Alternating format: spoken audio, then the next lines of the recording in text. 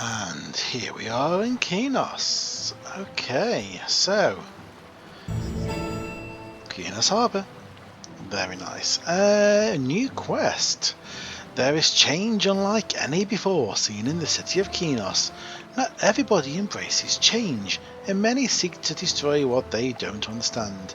The protection of its citizens is the kingdom's primary focus.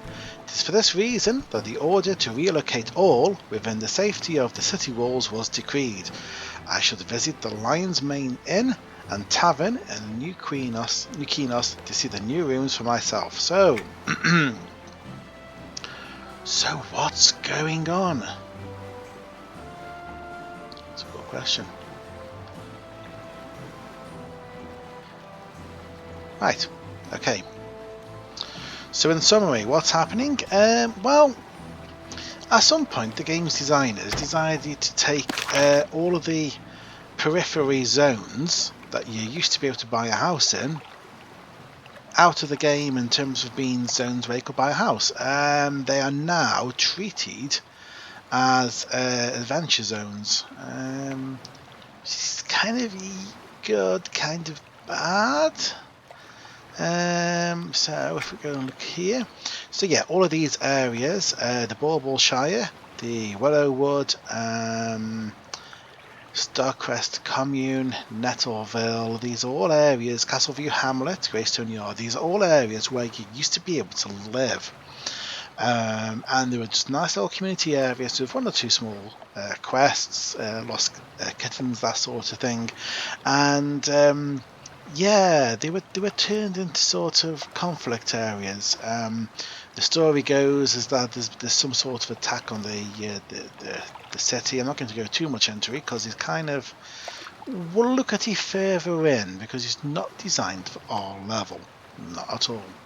So, what do we have available? Well, first of all, we need to go find an inn room. That'll be in the Qeynos capital district. And then we can start having a look at the other low-level adventure zones in this area. So the Peat Bog, the Caves, Oakmist Forest, and the Forest Ruins are all on the agenda. I'm probably looking at maybe Oakmist first. I get a little bit confused as to which zones are which. Well, not which zones is which, but exactly the level in each one. But we'll have a look into that. So right, first thing, we're going to have a run around. We're going to get a bunch of disco points. We're currently at level 7. I do have combat XP disabled. I'm going to have combat XP disabled the entirety that I played this game. I am never going to take it off once. Kind of. Yeah, no, combat XP will stay off. When we get to level 10, we will start diverting XP into AA points. So this is going to be a very slow grind of quests, but that is the name of the game. It is EverQuest, and we are treating this as a questing game. So you know, not too dissimilar from other solo games out there. Fishing, finding a little bit of work. Yes, even look, I need some bait. Could you fetch me some centipede meat? Sean and Ashilda catch all the fish from the pier, and I always need more bait. It'll pay, but not too well. The bait business is decent next to the pier, but the stuff isn't exactly worth its weight in platinum, if you know what I mean. It's a level 8 quest. We'll go for it.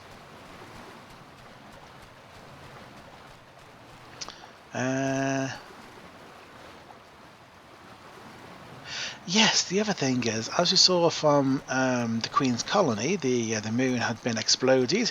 The moon is no longer exploded. Don't think that's Luclin, I think that's the other one. But whenever Luclin appears in the sky, it's no longer exploded. I'm not sure what the story is there. It's something fairly recent. So I'm not really familiar with that. We're going to be focusing on some of the older quests first. So let's not worry about it for now. Level 8. Ooh. What have we got here? We have abuse. The target interrupts target encounter. So this is basically decreases threat to target. Aha. That increases. This decreases. Interrupts. Okay. Oh no, I just say increases. Why did I read decrease? I don't know. This is basically an encounter threat. Effectively, I click that button, I insult the mob, they get enraged, they run towards me. I press this one, I insult an entire group of people, and they come towards me enraged. And hopefully, I'm in a position to actually deal with that. Oh, look at the reflection of the moon. Very nice. There's also there is a quest going on at the moment. I think it's the remnants of Halloween. I'm not going to look into that at the moment at all. So if you see any of these blue twinkles in the ground, that is to do with Halloween. We're not doing that today. Aha, Vida Sweeps. Hello. So much to do, so little time. I must get these tents in order and all these sweeping's giving me blisters. It wouldn't be so bad if there weren't all these little rocks about. These stones on the ground, of course. I guess I've swept away most of the pebbles, but I did keep one strange blue rock that I found in the dust. If you agree to help me, I'll give you the precious stone as payment. Unfortunately, I'm short on coin. Okay, I'll help you out. Vida needs a new broom. Dusty Blue Stone quest. Aha.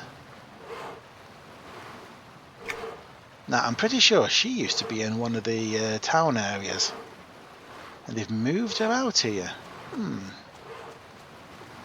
So we're starting to pick up quests. This is always a balancing act. How many quests you've got versus how many are possible to complete. Let's have a look in here as well.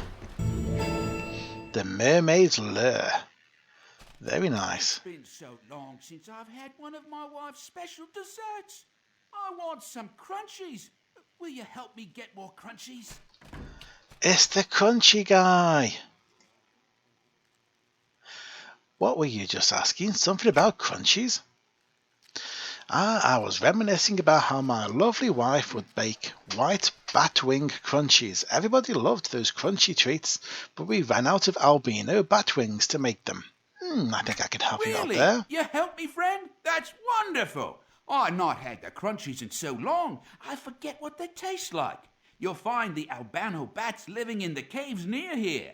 Bring back several wings, and I'll be forever in your debt. Okay.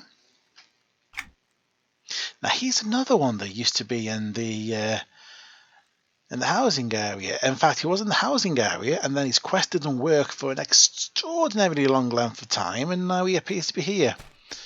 It's good that they're bringing back some of these old quests. Provisioner. Are you looking to help me out? Sailors are always looking for ways to keep warm on the high seas. Wolf hides offer warmth and protection from the bone-chilling waters. If you could bring me some sleek hides, the money I make selling them will bring me closer to finding my love. Then I'll be back with some sleek wolf hides in no time. Level 9. Okay. Do I have to worry about how many quests I can hold? I've got space for 68 more. Okay, no, that's okay. That's alright.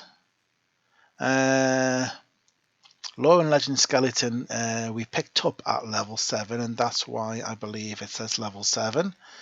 And then the others looks like... Okay, so 2 are in this zone. So we'll look at those for now. And the others are elsewhere, so we're not going to worry about those too much for now. Let's have a nose upstairs. Yep. This looks like my sort of club. I'll come back to it later. At the end of a long day. Right. Failure of mouse. Qeynos has rebuilt itself countless times over the ages. The constant threat that weaves its way through our city is the quality of the goods.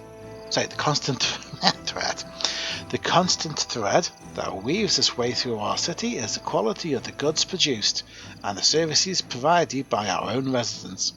We all have skills and talents to share with the community. The Qeynos Ironforge Exchange gives our creativity an outlet that is not only good for our artistic nature, but the city as well. As said by Baron Ironforge, Qeynos Ironforge Exchange.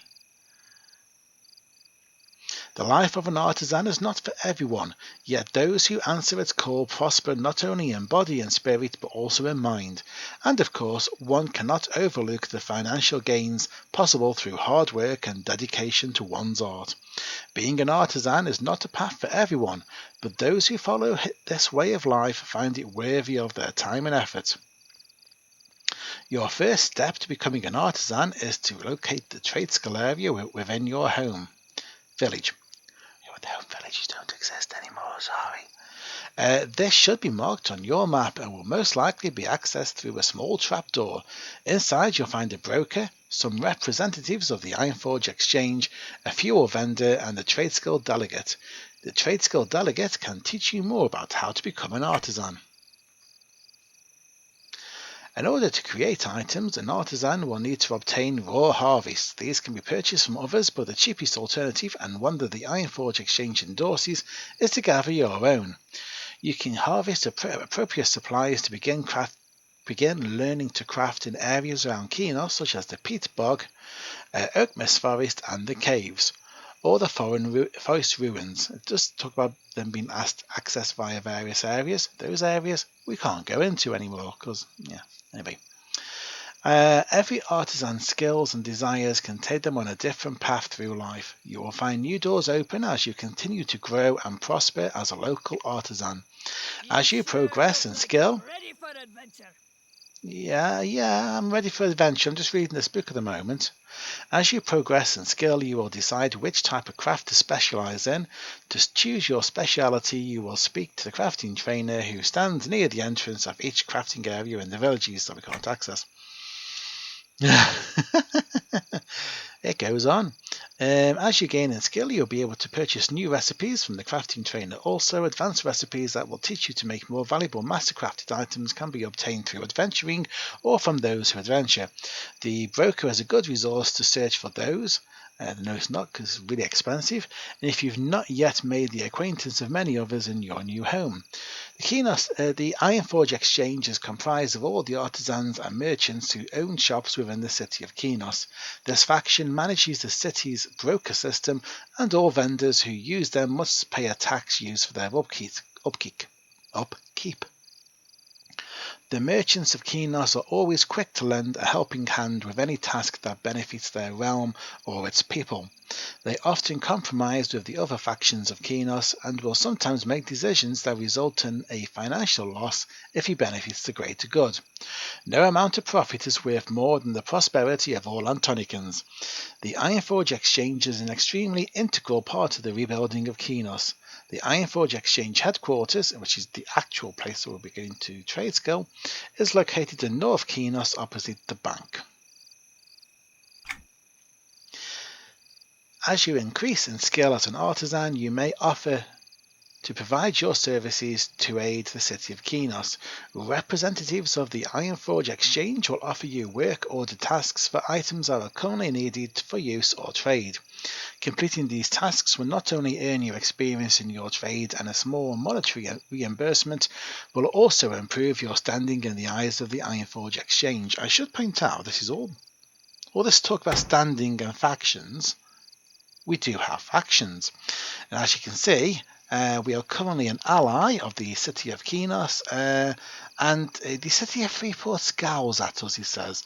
That kind of actually means that if we go to Freeport, we'll be killed on the spot. The city of Gorwin is apprehensive, but we can go there and do quests. Califin is indifferent, and so is the city of New Halas. This is where all the ice dwarves live. Anyway. As you complete quests, your factions will move around somewhat. Although I don't believe there's any way to be sort of safe in both the city of Qeynos and Freeport, unless they've changed that. Workcourt representatives can be found at the Ironforge Exchange headquarters, as well as in most crafting areas in the outlying villages that we can't access.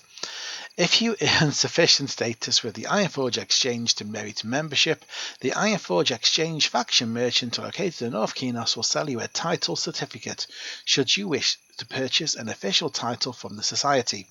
You will also be granted access to purchase a number of other amenities, including house items, uniforms, and some of the Society's most closely guarded recipes. Membership in the Ironforge Exchange is not mandatory, but there are rewards should you wish to dedicate yourself to their cause. More writing. As you advance in your trade, consider the path you wish to pursue. There are three main branches of craft: the craftsmen, the outfitters, and the scholars. Once you progress to the 9th rank of skill, you will then need to choose which branch or archetype you wish to pursue. At your 19th level of skill, you will choose your final speciality. As you specialize, you will continue to learn new recipes in your area of specialty, but you will no longer learn recipes for crafts in other areas. Now, funny enough, this is how it used to work for adventuring as well.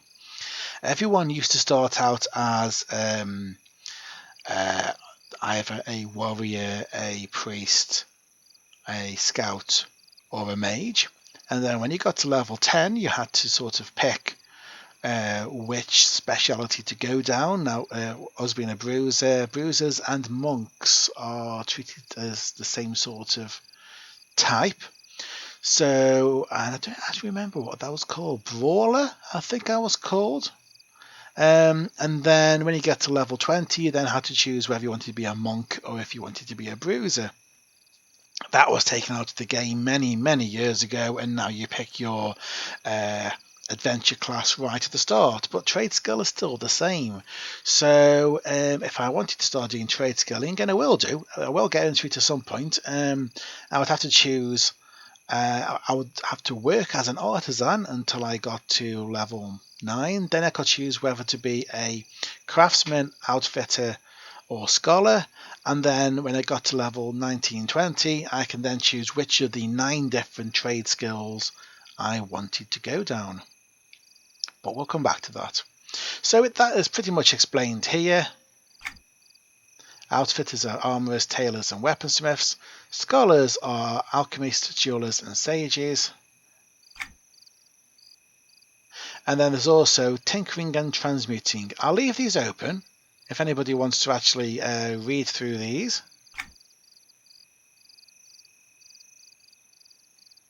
There we go. But we will come back to that later. For now, we are adventuring.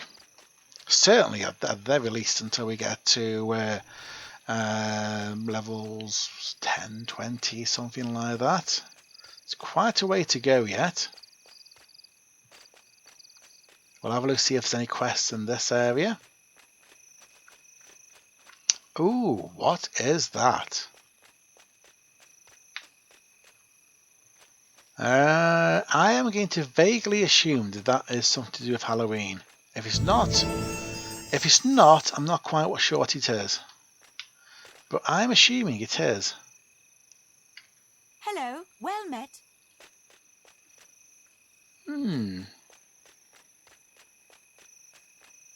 And we discovered the arena, and over here is the clock tower, the clock of Ak-Anon.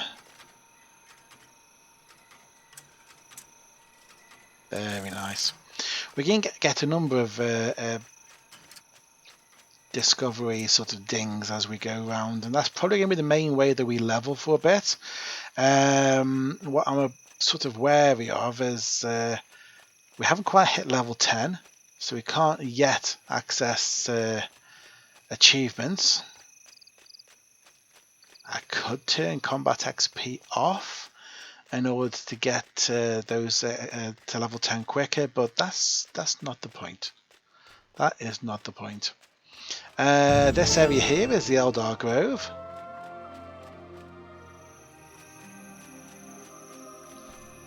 Very much an area that the elves like to hang out in.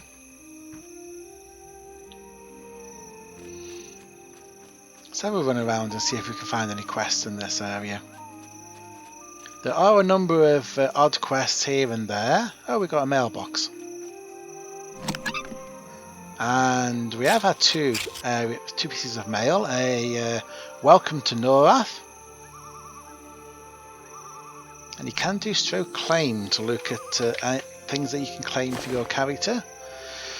There's a lot of these. They built up over time.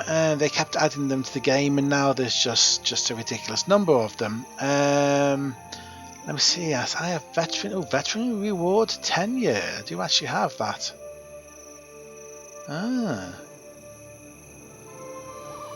There is a lot of things in here because this account that I've got is about 10 years old.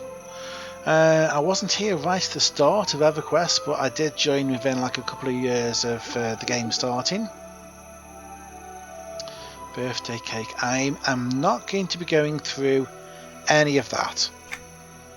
There's a lot of things in there designed to help you to sort of get a quick start into the game. We're doing this the hard way, if you haven't noticed already. We have, however, been offered a quest. I've received word that you've taken an interest in harvesting. If so, I beg of you to help me with my son. Please come visit him on the island of Mara. If my letter has reached you too late, please take this potion with my apologies.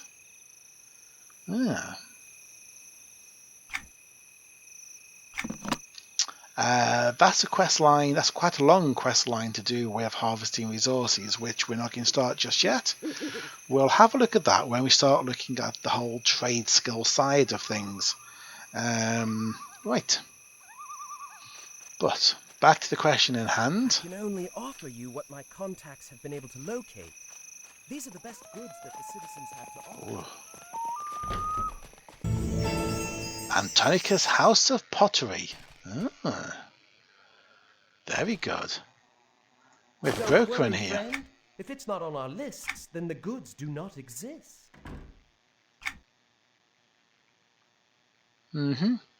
Lots of things worth 2 copper. And the most expensive things are 2 million plat. So if you wanted to miss more piano to sit in your house, I think we can we actually? No, you can't look at it. But if you wanted to miss more piano to sit in your house, 1.4 million plat. Something tells me that there's been a bit of inflation. Mariner's Charm, 1.4 million plat. Something tells me some people are just putting things on here for ridiculous amounts of money. Yes. Mariner's Charm is what we got from on the ship. And then we had to sell the Mariner's Charm in order to make enough money to buy the Shard of Luclin.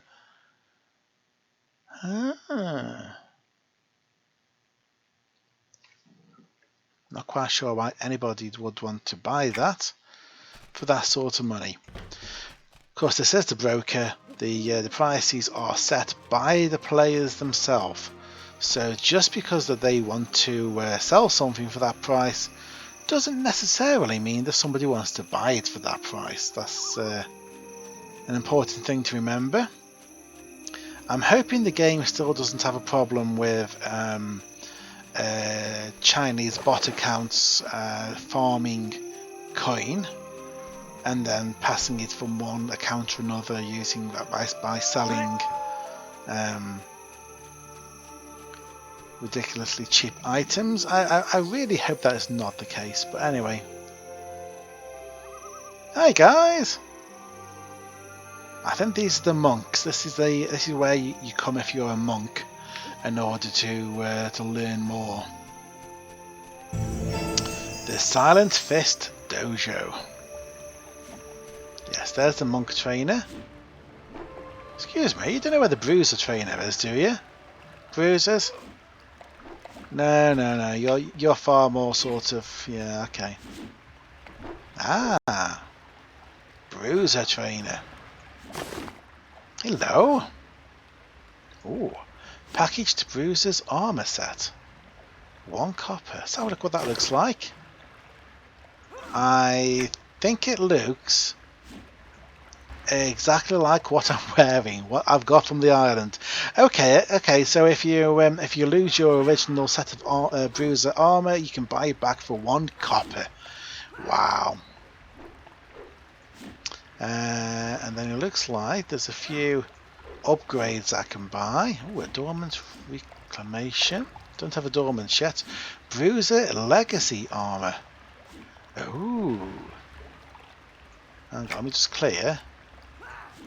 Yes, that's how bruisers used to start. Bare-chested, just a couple of bands around the arms. Oh, that is tempting. That is tempting. Trouble is, what do you think? Should I be going for the bare-chested look, or this rather fanciful get-up?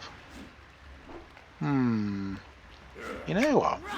For 1 copper, I'm going to buy that. Right, what else do we have in here? Level 20 upgrades.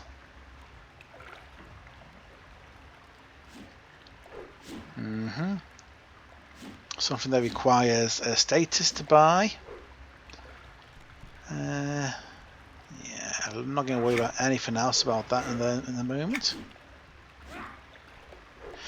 If you find items that add to your strength or stamina, be sure to get them. Strength increases the amount of damage your attacks can inflict on others and raises your ability to carry heavy weight. Your stamina affects your health. This is crucial, so there we go. But first and foremost, you should know that the power that flows through you, we focus our minds and bodies through sheer force of will in order to withstand attacks and reduce the amount of damage inflicted upon us. But our discipline offers a great deal more than just defense. We are masters of physical combat. We have transformed our bodies into vicious weapons to inflict pain and suffering upon any who dare to oppose us. This allows us to often hold a foe's attention, giving our allies a chance to attack it too. And although we excel at hand-to-hand combat, some bruisers wield staves or hammers. Such weapons are simply an extension of yourself and can be equally effective at inflicting damage or deflecting an attacker's blade. And protect yourself as best as you can in leather, Magnamundian. An encumbering suit of armour would only get in the way while you brutalise your foes with your relentless attacks. Good advice. Let's have a look at this. If I unpack these and pop into our appearance area.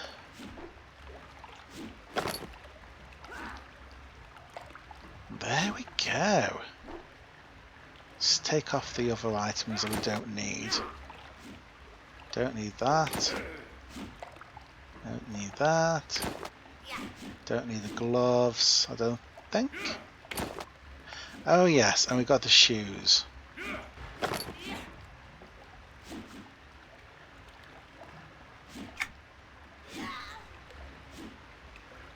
There we have it. Old school bruiser. I'm going to go with that. Right.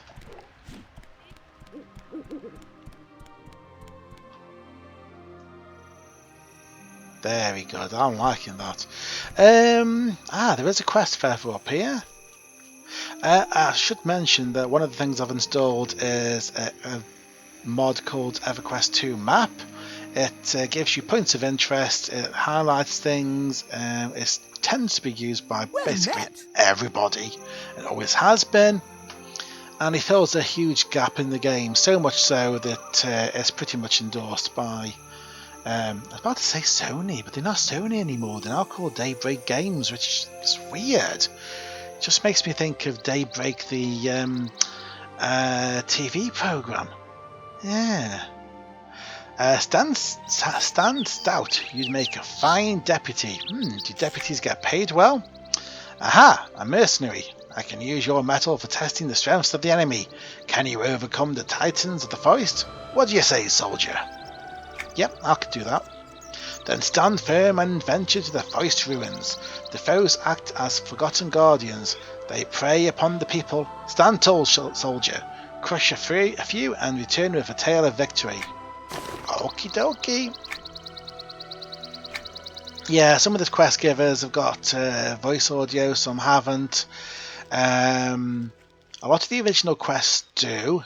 Some bits have been lost over time. And yeah, it's all a bit of a mishmash at the moment. Oh, the elder tree. Let's have a pop in here and we'll take a look.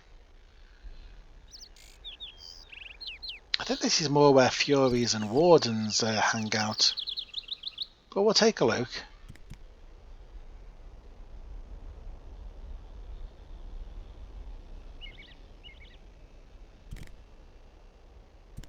There we go. Oh yeah, and the Rangers. Ranger trainer, swashbuckler trainer. Troubadour, Beast Lord, Assassin. Yeah, so the monks and the bruisers get their own dojo. All the other sort of fighter types, well, scout types. The scout types are all up here. Ranger, yeah. Let's go back down. It's a bit strange because monks and bruisers are classed as fighters, but they're not quite the same as all the other fighters, who tend to be the armour wearing types. We are leather wearers, much more like the scouts are. Let's have a look down this way. Let's not jostle the guards.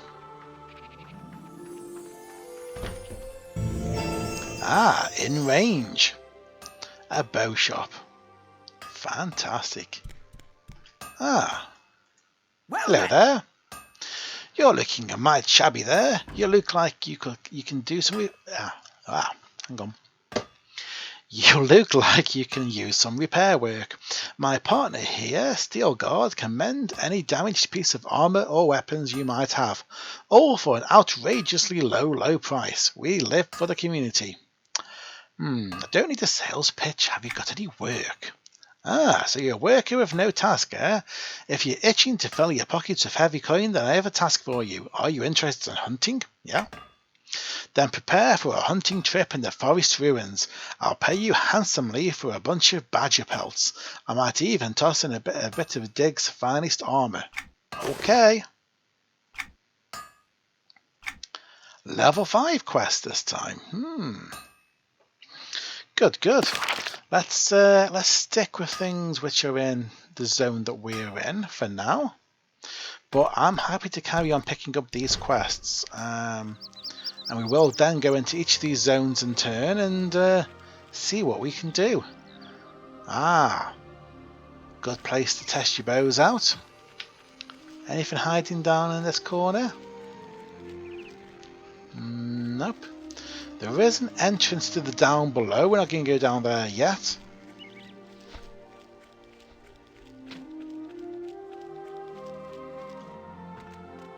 Although you can use the down below to get from one place to another, but moving through the sewer systems, not exactly the most pleasant experience.